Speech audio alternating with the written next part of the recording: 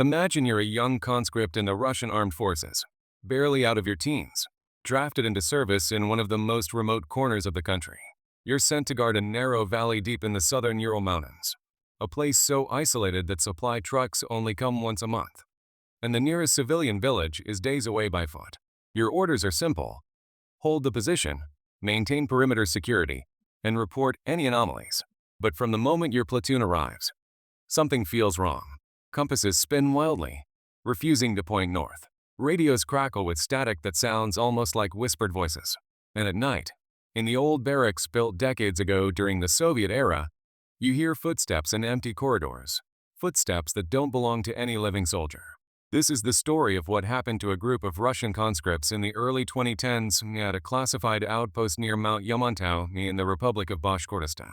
The southern Urals are a rugged spine of Russia, stretching over 1,500 miles, rich in minerals and shrouded in dense taiga forests. During the Cold War, this region was dotted with secret military installations, underground bunkers, missile silos, and listening posts designed to withstand nuclear strikes. Mount Yamantau itself has long been the subject of speculation. Western intelligence reports from the 1990s described massive underground construction projects there, a complex rumored to house command centers capable of surviving doomsday scenarios. Officially, it's a mining operation or a leadership relocation site. Unofficially, well, soldiers stationed nearby have their own theories. The valley in question lies in a restricted zone at the foot of one of these peaks, a narrow pass flanked by steep, forested slopes. An old Soviet-era barracks was repurposed as a forward operating base for border troops and internal security units. It was meant to monitor potential incursions, conduct training exercises, and perhaps keep an eye on whatever lies beneath the mountain. But conscripts assigned there quickly learned that the real threat wasn't from outside. It was something already inside the valley, something that had been waiting since the barracks were first built in the 1970s. These accounts come from former soldiers who served there, men who reached out anonymously after leaving the service. Their stories align in chilling detail. Magnetic anomalies strong enough to disrupt navigation, unexplained illnesses, shadowy figures in the barracks, and a sense of being watched by something ancient and resentful. Russian military records rarely acknowledge such things, dismissing them as hysteria or environmental factors. High iron deposits causing compass malfunctions, methane leaks causing hallucinations. But the men who lived it know better. What could cause an entire valley to behave like a natural Bermuda Triangle on land? Why do compasses fail? And why do soldiers report seeing apparitions of long-dead comrades, or worse, figures in outdated uniforms from eras gone by? Tonight, we're diving into their testimonies. These are the first-hand accounts of conscripts ordered to hold a position where the laws of physics, and perhaps reality itself, don't always apply. Chapter 1. Arrival in the Dead Zone. My name is Alexei, though that's not my real name, for reasons that will become clear. I was drafted in 2012, pulled from university in Ufa, and sent straight into the internal troops. They told us we were heading to a remote training base in the southern Urals for border security duties. No one mentioned the valley by name. On the orders, it was just Object 47. The Kamiz truck dropped our platoon at the end of a rutted dirt track deep in the taiga. From there, we humped the last 5 kilometers on foot, full kit, through dense pine and birch that closed overhead like a tunnel. There were 12 of us new conscripts, fresh dookie, plus a starshina and 2 dedi who had already been at the post for half a year. The air was sharp, thin, carrying the smell of wet earth and resin. No birds called. No wind stirred the branches. Just silence, heavy and watchful. The barracks appeared suddenly at the bottom of a narrow valley. A squat 3-story concrete block from the Brezhnev years, half swallowed by the slope. Peeling gray paint, rusted drain pipes, rows of small windows staring out like empty eyes. A single perimeter fence ringed the compound, topped with old barbed wire that sagged in places. Beyond the fence, the forested walls of the valley rose steeply on both sides, funneled toward the bulk of a mountain whose peak stayed hidden in low cloud. We filed inside. The interior smelled of damp concrete, old sweat, and something metallic I couldn't place. The ground floor held the dayroom, kitchen, and armory. Second floor was the Lenkomnata, long sleeping hall with rows of metal bunks. Third floor belonged to storage and the officers' quarters. A heavy steel door at the rear stairwell led to the basement, chained and padlocked. The lieutenant who met us, A thin man named Volkov with tired eyes wasted no time on pleasantries. "This valley is strategic," he said, voice flat. "High mineral content interferes with compasses. Navigation by landmark only. Patrols in pairs, no exceptions.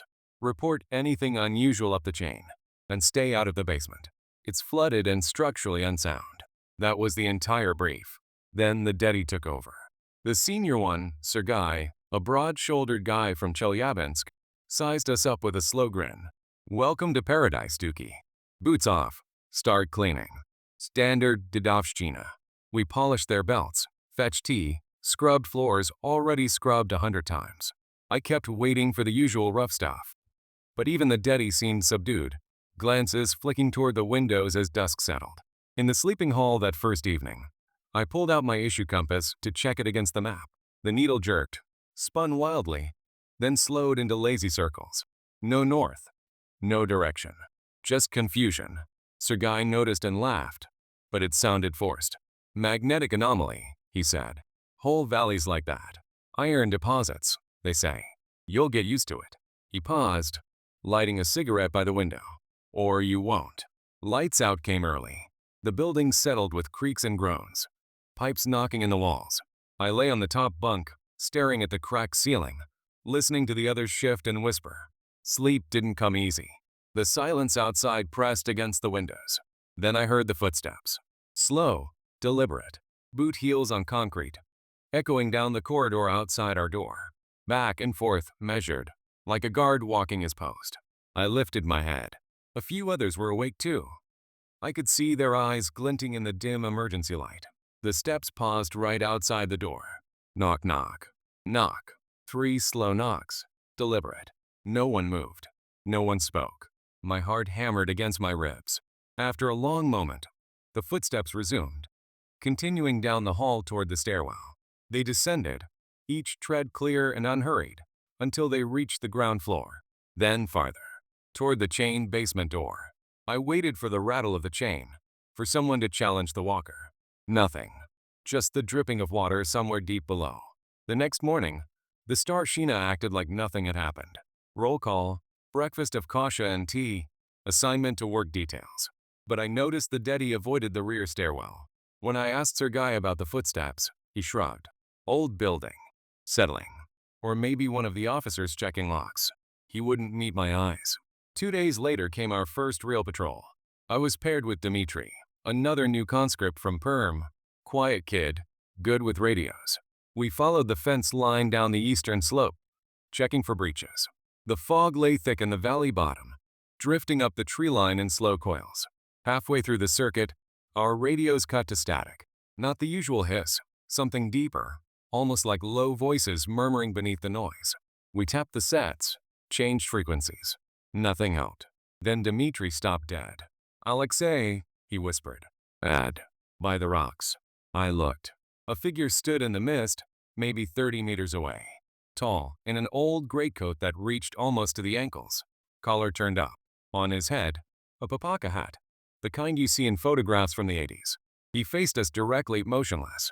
We raised our rifles. "Stoy. Identify yourself." No answer. No movement. We advanced slowly, boots crunching on gravel. The figure stayed perfectly still until we were 10 meters away. Then the fog seemed to thicken around him, and when it thinned again, there was nothing. Just empty air and drifting vapor. We searched the area. No tracks. No heat in the ground. Nothing. Back at the barracks, we reported to the Starshina. He listened without expression. "Poachers in old surplus gear," he said, "or tricks of the light. Double-check the fence and forget it." But I saw Sergei and Victor exchange a long look across the Darum table. That night the footsteps returned. Same measured pace. Same pause outside our door. Same 3 knocks. This time Dmitri whispered, "It's not one of ours. Everyone's accounted for." The steps moved on again, descending toward the basement, and from somewhere far below came the faintest sound, like a chain dragging slowly across concrete. What was waiting down there in the dark? And why did it feel like the valley itself didn't want us here? Chapter 2. Whispers in the static. My name is Dmitri, the one Alexei mentioned from that first patrol. I was 19, drafted out of a small town near Perm. thinking a year in the army would toughen me up before civilian life. Instead, it taught me things no one should have to learn. After the figure in the fog, none of us slept much. The barracks felt smaller every day, the concrete walls pressing in, the narrow windows showing only gray slopes and drifting mist. The valley swallowed sound. No echo when you shouted. No animal noise at dawn. Just the low hum of the generator and the occasional drip of water somewhere inside the building. The magnetic interference grew worse. Not just compasses. Our watches ran slow, GPS units refused to lock. Even the metal buckles on our belts seemed to tug sideways when you walked certain corridors. The officers blamed iron ore deposits under the mountain. We nodded. But we knew it was more than that. The real trouble started with the radios. We had 2 sets in the guard shack by the main gate, plus handhelds for patrols. Signal was always poor in the valley. Mountains blocked everything. But we could usually raise the regional command post if we needed. One night, about a week after arrival, I drew duty with Alexei. We sat in the shack, rifles across our knees, sharing a thermos of tea to stay awake. The clock read just past 3 when the main radio crackled. Not the usual empty hiss. This was deeper, layered, like voices underwater. Patrol Outfit. A man's voice, older, clipped military Russian from another era. Sector 12 reporting. Movement on the eastern ridge. Possible incursion. Alexei grabbed the handset. This is Object 47 guard post. Say again. Sector 12. We do not have you on roster. Static swallowed the channel for a moment. Then the voice returned, fainter but urgent. They're coming through the mist. Multiple signatures. Hold the perimeter. Do not let them reach the entrance. We looked at each other. No Sector 12 existed on any map we had seen. I switched frequencies. Scanned the band.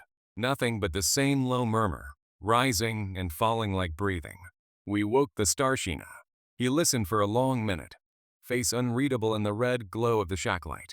Atmospheric bounce, he said finally. Old Cold War traffic echoing off the peaks.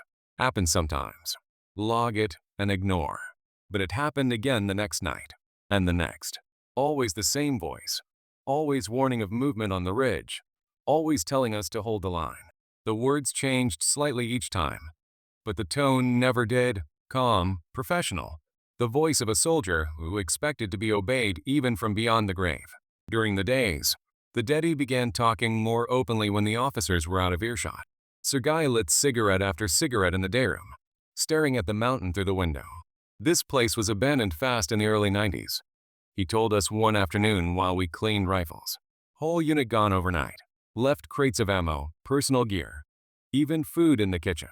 Official story was budget cuts. But my predecessor said they pulled out because the anomalies got too bad. Compasses weren't the worst of it. Victor, the other dead, leaned in. He told me about a conscript in '85. Bad Dedovshchina. Kid couldn't take it anymore. Hanged himself in the basement. They cut him down, shipped the body out quiet. After that, the footsteps started. We laughed nervously, the way soldiers do when they're trying not to believe something. Then came the footprints. One morning after a light snowfall, we found them outside the fence on the western side. Clear boot prints, old pattern, deep tread with hobnails like they issued in the Soviet days. They started at the tree line, marched straight to the wire, stopped 10 meters short, then turned and marched back the exact same path. No deviation. No sign of anyone having stood there long enough to observe us. The Starshina inspected them, frowned, ordered us to fill them in with loose dirt. Animal tracks, he said. No one argued. That same afternoon during physical training, Pavel, one of the quieter new guys, collapsed on the parade square. Blood streamed from his nose, his face gray. The medic checked pulse, eyes, temperature. Altitude sickness, he announced. Rest and fluids. But later, when Pavel could speak, he told a different story. He had been running laps near the building when he glanced up at the third-floor windows. A face stared down at him, pale, thin, wearing an old field cap pulled low. The eyes were dark hollows, but they followed him as he ran. When he looked again, the window was empty. After that, we kept lights on in the sleeping hall even after taps. The Dedi stopped most of the usual hazing. Fear has a way of leveling ranks. The radios kept speaking. Sometimes the voice gave grid coordinates that matched nothing on our maps. Sometimes it simply repeated a single phrase. Relief is not coming. Hold the valley. One night the static cleared for a full minute. We heard breathing on the open channel, heavy, labored, as if the speaker carried a heavy load. Then a different voice, younger, terrified. "They're inside the wire. Request immediate." Cut to silence. We never heard that second voice again. What were those transmissions trying to tell us? Were they echoes of a disaster decades old, trapped in the valley's strange fields, or warnings about something still approaching through the mist? The mountain kept its secrets, but the dead, it seemed, were trying to share theirs. Chapter 3. The Basement Door. I'm Victor, one of the two deadie who were already at Object 47 when the new intake arrived. I had been there 8 months by then, long enough to think I knew every creak and shadow in that concrete box. I was wrong. The valley changed people slowly. At first it was just the little things. Headaches that came and went with the fog, dreams of marching in places you had never been. The way metal objects felt heavier in your hand near the rear stairwell. After Pavel told us about the face at the third-floor window, the officers tightened routines. More patrols, more work details, anything to keep us busy and away from idle talk. But business only goes so far when night falls and the building starts breathing around you. The power flickers began around then. The generator ran fine. We checked fuel levels, belts, oil every day. Yet the fluorescent tubes in the corridors would dim in waves, as if something else was pulling current through the wires. When it happened, the air grew colder by several degrees. You could see your breath even inside. One night the flickering lasted longer than usual. The lights dropped to a sickly orange, then surged back bright enough to hurt the eyes. In that surge I heard it clearly for the first time. A low metallic rattle from the rear stairwell, the one leading to the basement door. The door was heavy steel, painted institutional green, secured with a thick chain and a fat padlock the Lieutenant himself checked every evening. Official reason: flooding from groundwater, plus unstable foundations after decades of frost heave. No one was to go near it, ever. Sergei and I were on duty that night. We grabbed flashlights and headed down the stairs. Each step felt colder than the last, the concrete sucking heat through our boots. At the landing we stopped. The chain hung loose, swaying slightly as if it had just been touched. The padlock was still fastened, but the links were wet, dripping onto the floor in slow, deliberate drops. We shone our lights down the short corridor. Wet footprints led away from the door, up the stairs we had just descended. Small prints, bare feet, widely spaced as if whatever made them had been running. "Condensation," Sergei muttered, but his voice cracked. We followed the prints back up to the ground floor. They continued along the main corridor, past the dayroom, past the armory, then simply stopped in the middle of the floor.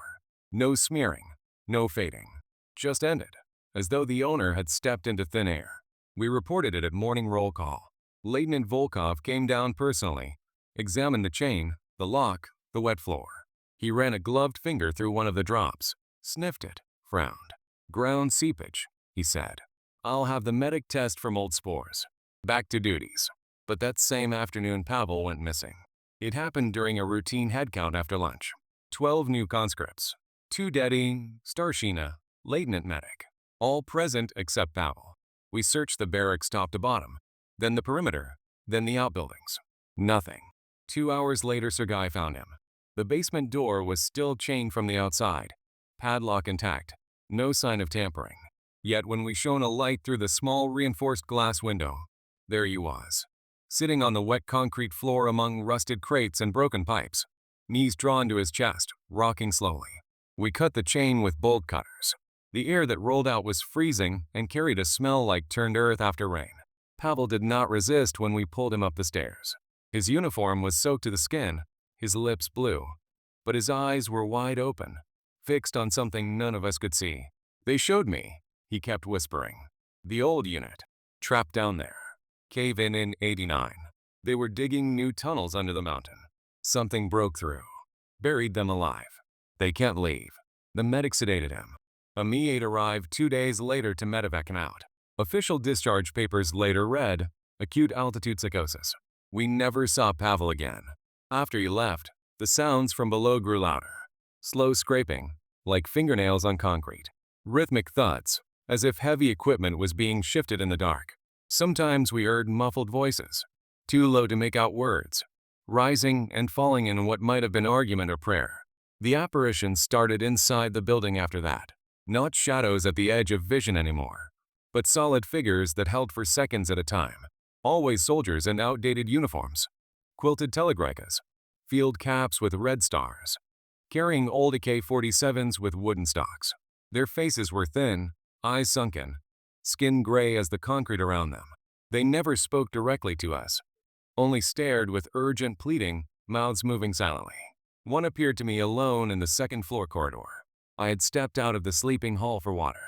He stood at the far end, blocking the path to the stairwell. When I raised my flashlight, the beam passed straight through him, yet I could still see every detail. Frost on his eyebrows, mud caked on his boots, a name tape that read Kozlov in faded thread. He raised one hand, pointed toward the basement door, then brought a finger to his lips in a clear gesture. "Get out," he mouthed, the words forming without sound. "Before it wakes." Then he was gone. I stood frozen until Sergei found me minutes later. My flashlight had gone dead in my hand, batteries drained. Whatever was chained behind that door, the dead were desperate for us to leave it alone. But the mountain above us had other plans, and it was starting to wake up. Chapter 4. Night Patrol. This is Sergei. I was the senior dead back then, 8 months into my service at Object 47. Counting the days until Demble like every soldier does. I thought the worst the valley could throw at us was boredom and bad food. Then came the night that proved me wrong. After Pavel was medevaced out, the lieutenant doubled the patrols. No more solo walks, no shortcuts, no excuses. Every shift was 2 men, full kit, radios checked twice. The official line was heightened security because of the altitude incidents. We all knew better. The mountain was restless, and whatever lived under it was getting bolder. The night I'm talking about was moonless, the kind of dark that swallows your headlamp beam 10 meters out. Alexei and I drew the long perimeter route, the one that loops around the eastern slope and skirts the base of the mountain itself. We left the gate just after midnight, boots crunching on frozen gravel, breath fogging in the cold. The fog came in fast that night, rolling down the slopes like smoke from a hidden fire. Visibility dropped to almost nothing. We stayed close, rifles slung but hands ready, following the fence line by feel more than sight. Halfway along the mountainside, our headlamps died at the same moment. Not flickered, died completely. Brand new batteries, checked before we stepped out. We banged them against our palms, swapped them, nothing. Just blackness and the faint glow of stars overhead through the cloud. Then we heard it. Marching. Dozens of boots on gravel, steady cadence, coming from the direction of the tree line. Left, right. Left, right. Perfect drill rhythm. No voices, no commands, just the sound of a full platoon on the move. We froze. I raised my rifle into the fog, safety off. Alexei did the same beside me. "Identify yourselves," I called. My voice fell dead, absorbed by the mist. The marching kept coming closer. Shapes emerged. A column of soldiers, single file, passing no more than 5 meters away. Old greatcoats, quilted jackets, papaka hats or ushankas pulled low. They carried AKs with wooden furniture, the kind phased out decades ago. Their faces were pale blurs in the dark, but I could see the frost on their eyelashes, the mud frozen on their boots. They marched straight past us, heading toward the barracks. The cold that came off them was sharp, like opening a freezer in winter.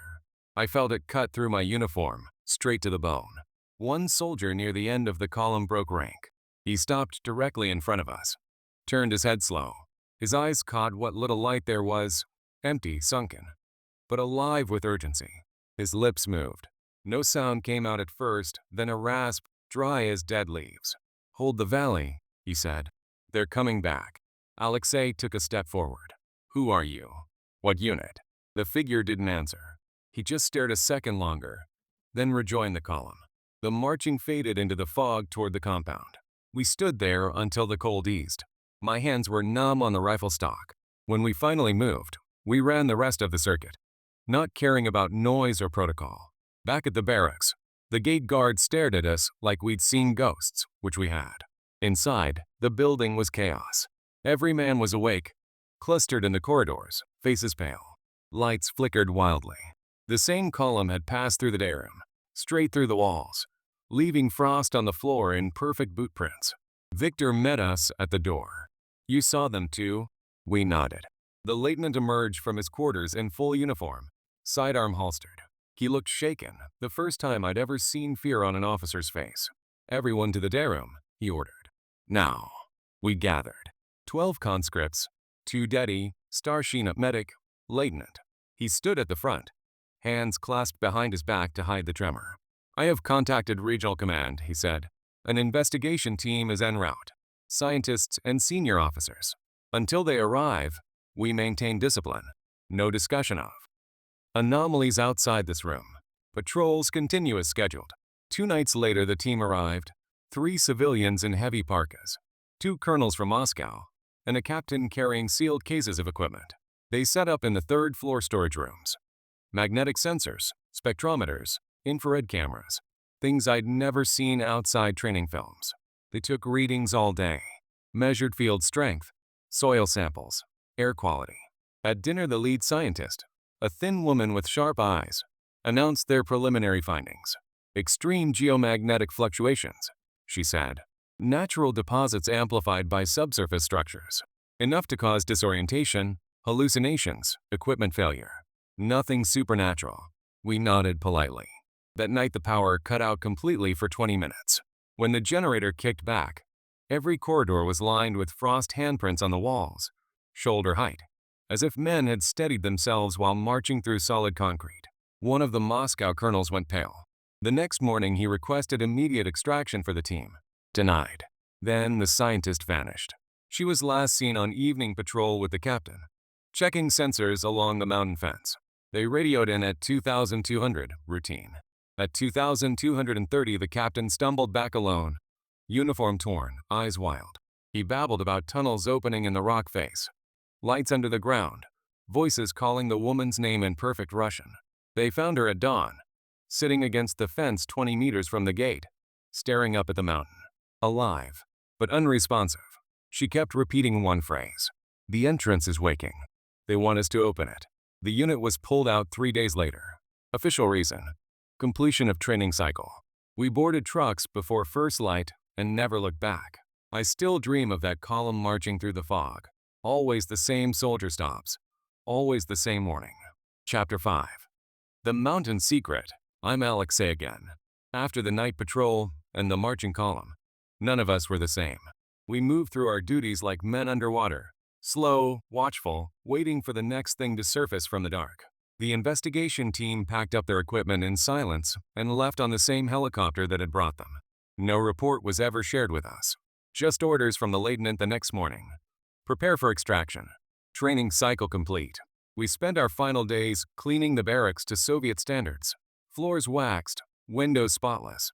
Every trace of frost scrubbed from the walls, as if erasing the evidence could make the place forget what it had shown us. The footsteps still came at night. The radios still whispered their warnings, but weaker now, like a dying battery.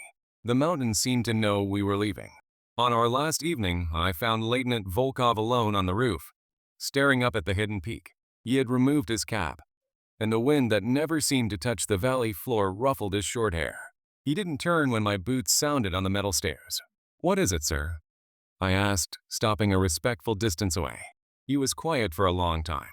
Then, voice low, "Do you know why this outpost exists, conscript?" "Border security, sir." "Strategic observation." He gave a short, bitter laugh. "That's what they told you. That's what they told all of us." He reached into his greatcoat and pulled out a folded sheet of paper, old, yellowed, edges soft from handling. He didn't offer it to me, just held it between gloved fingers. "Cold War orders," he said, "from 1987, signed by a general whose name is still classified. This valley was never about watching the border. It was about watching the mountain. Specifically, the tunnels beneath it." I waited. "There was a project," he continued. "Deep excavation for a leadership relocation facility. Yamato complex. You hear rumors. Most are true. But in '87 they hit something. Not a void, not groundwater. Something older. Workers reported voices in the rock, tools moving by themselves, sections of tunnel collapsing without reason. Then the breach in '89. 28 men buried alive when a new shaft flooded with something. Not water. They sealed it. Posted guards topside with permanent orders. Hold the valley until relieved. Monitor for activity. Report anomalies. He folded the paper again, tucked it away. Relief never came. Budget cuts, collapse of the Union. Priorities changed, but the orders stayed on file. Every few years they send a rotation, conscripts, short-term officers, to keep the post active. Test if it's safe to reopen the site. I felt cold settle in my gut. We were the testament. He nodded. Geological sensors, medical logs, psychological evaluations. All data set up the chain. The apparitions, the magnetic fields, the voices. Residual phenomena, or warnings. Command wants to know if the breach is still active. And is it? He finally looked at me. His eyes were red-rimmed, exhausted. The dead down there are still on duty, he said, still trying to hold whatever they were ordered to contain. They've been waiting almost 40 years for relief that isn't coming. And something else is waiting with them. We stood in silence until the wind shifted and carried the faint sound of marching boots from somewhere far below. That night I dreamed of tunnels lit by emergency lamps, water rising black and slow, men in old uniforms pounding on sealed blast doors that would never open. I woke to find frost on my blanket in the shape of a handprint. We left at first light. Trucks took us down the dirt track to the waiting Camisee, then out of the restricted zone. No one spoke on the ride. When we reached the main road, and the compasses finally settled on north, a few men crossed themselves quietly. Years later, after demobilization, some of us met in civilian clothes. Me, Dmitri, Sergei, Victor. We traded fragments of stories we had heard since leaving the service. Declassified reports from the late Soviet era mentioning unexplained losses at auxiliary sites near Yamato. Local Mansi legends of a mountain spirit that devours intruders who dig too deep. Whispers from other remote posts in the Urals and Siberia. Similar anomalies. Similar orders to hold until relieved. The pieces fit together like shrapnel in a wound. The barracks are still there, I imagine. Concrete doesn't rot quickly. Another rotation will be sent eventually. New conscripts with fresh kit, and no idea what waits in the valley where compasses refuse to point home. The dead soldiers we saw weren't hunting us. They were trying to warn us. And whatever they were guarding is still awake under the mountain, patient as stone, listening for the next set of boots on the stairs. Chapter 6. Echoes from below. Dmitri here, speaking one last time. After we were pulled out of the valley, the army did what it always does. Separated us, debriefed us individually, and made us sign papers acknowledging that everything we experienced was the result of environmental factors and group suggestion. No discussion with civilians, no media, no records. Just a quiet discharge for most of us and a transfer for the officers. Life was supposed to go back to normal. It never did. Years later, long after demobilization, I started digging. Carefully. Nothing that would draw attention, just old forums, declassified archives, conversations with other veterans in dim bars far from military towns. The pieces were scattered, but they were there. In 1987, an auxiliary construction battalion was attached to the Yamato Deep Reserve Complex. Official task: expanding emergency tunnels and storage levels. Unofficial reports, buried in engineering logs that surfaced after the Soviet collapse, mention repeated equipment failures in one specific shaft, drills seizing without cause, floodlights bursting, survey instruments giving impossible readings. Workers complained of hearing voices through the rock itself, low, rhythmic, in a language none of them recognized. Then came the incident in the spring of 1989. A new lateral tunnel breached an unmapped void. Not a natural cavern. Something structured, older than any Soviet excavation. Within hours, groundwater, or something that looked like groundwater, rose impossibly fast. 28 men were trapped behind a collapsed bulkhead. Rescue attempts failed. The shaft was sealed with concrete and classified as unstable. The official casualty report read, structural failure due to seismic activity. No further excavation in that sector. But the orders remained. Maintain a surface presence. Monitor for seismic or electromagnetic anomalies. Report any non-standard phenomena. Every few years a small unit would rotate in, usually conscripts on short posting, officers who asked too few questions. They would stay a few months, log their data, and leave. Sometimes with fewer men than they arrived with. We weren't guards. We were sensors. Living detectors to see if the seals still held. I found one document that chilled me more than any ghost story. A memo from a KGB oversight officer in 1990, recommending the outpost remain permanently staffed to prevent unauthorized access, and to provide early warning in the event of renewed activity from the 1989 breach. Activity, not leakage, not flooding. Activity. After that, I stopped digging. Some nights, when the static on an old radio is just right, or when I'm driving through pine forests that smell like the Urals, I still hear it. The same clipped voice from the guard shack transmissions. Patrol. Outfit. Movement detected below the seal. Hold the valley. It's fainter now, like a signal losing strength. But it's still transmitting. Still on duty. The dead men down there never got their relief. They're still at their posts. Still trying to warn whoever comes next. And whatever they were containing, whatever woke when the drills broke through, is still listening. Still waiting for the concrete to crack. Still hoping we'll open the door. Chapter 7. The Final Watch. Victor speaking. I'm out now, demobilized for years, living a quiet life in a small apartment in Yekaterinburg. Civilian clothes, civilian job, civilian problems. But the valley never really lets go. It follows you like frost that won't melt. I've kept in touch with a few of the others when I can.